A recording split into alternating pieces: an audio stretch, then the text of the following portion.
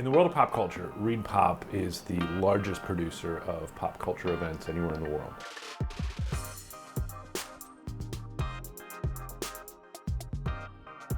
Almost 2 million fans will come to a ReepPop show somewhere on this planet in 2019. We essentially built an industry, right? There wasn't a big professional company running pop culture shows. We're really about creating the bridge or the connection between the people that create all the cool pop culture goodness and the fans that love it and crave it. We create the ultimate weekend getaway, no matter what you're into. If you're a fan of comics, if you're a fan of celebrities, if you're a fan of authors and literary genres, we are your weekend getaway, and that's the space we focus on. We're about 225 people, 45 events, 10 or 11 different countries that we're operating in. So it's a pretty big group of people that are dedicated to building fun for geeks all over the planet. We're a really young company. We're 11, 12 years old. So this is all to say we've made everything up as we've gone along, and we've learned some lessons the hard way. When you're essentially building a city for 4 or 5 days can be really challenging. You're doing business in New York City and dealing with a lot of really skilled laborers, and so probably north of 10 million in terms of cost to do it. What's so neat about New York Comic Con is it's not your typical trade show. It's very much a collaboration when working with ReepPop for this show. We build the booths, build out and decorate the lobby, the inner roadway. We have over 600 exhibitors that are outside with their activations and working on their timing, scheduling their trucks, making sure that they're coming in earlier, they're scheduling their build with us. Like, how do we get this 2-story robot into the building, but they can't come till an hour before the show opens because they're going to be on Good Morning America. There's a lot of logistics like that that go into it, but it's not your typical trade show.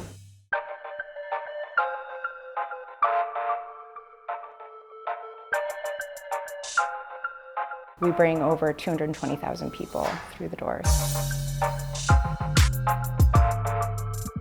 We spend hours on hours on show entry and just the queues alone to bring fans into the building and the security procedures. But I think one of our biggest challenges is ensuring that fans find everything they can find, and despite the crowds, that they're able to access what they can access. On our show floor, we have about 500 exhibitors. We have an additional 500 to 600 creators down in Artist Alley. This is where we get to connect with the fans, letting people come to our booth, feel like they're a part of it, whether it's through cosplay or getting to see something new. I think that's what makes for a great experience, is when you can see yourself in some of these characters. It's always really gratifying to be with the fans, to show them directly what we're doing, whether we're doing panels or a booth display, we're showing off new partnerships, and so it helps you gauge, what's working and what isn't.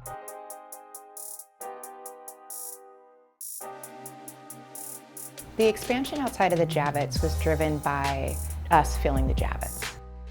When we started to maximize every corner of the Javits Center, we said, gosh, let's get out into the city. Instead of it just happening, because we knew like brands would start to want to activate, alongside us, like let's control it.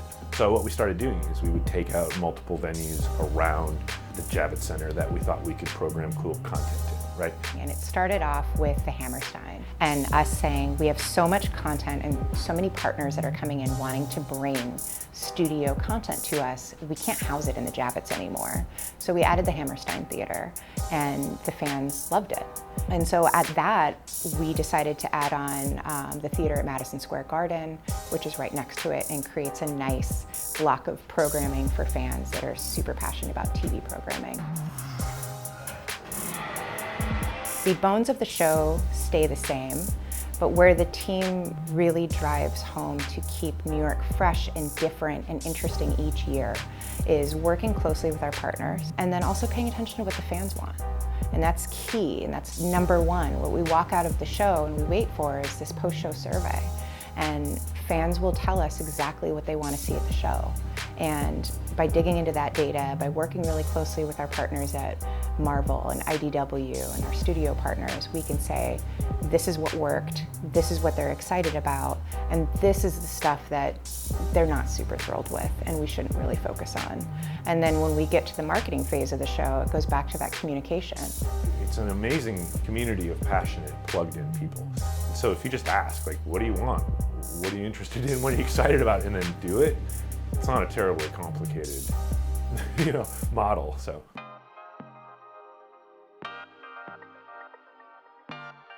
How have we grown the way we've grown? It's been three primary ways.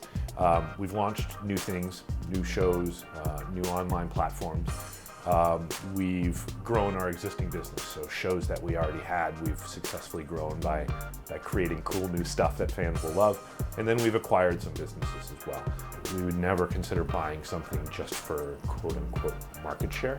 We're much more interested in acquiring a company that has talented, passionate people that are ultimately going to make ReepPop better. And honestly, that is what ReepPop was built on. The idea of saying, let's try something bold, let's try something innovative, let's try something that maybe hasn't been done before. And when we fail, fine, it's going to happen. What are we going to learn from it? What are we going to fix? How do we make it better?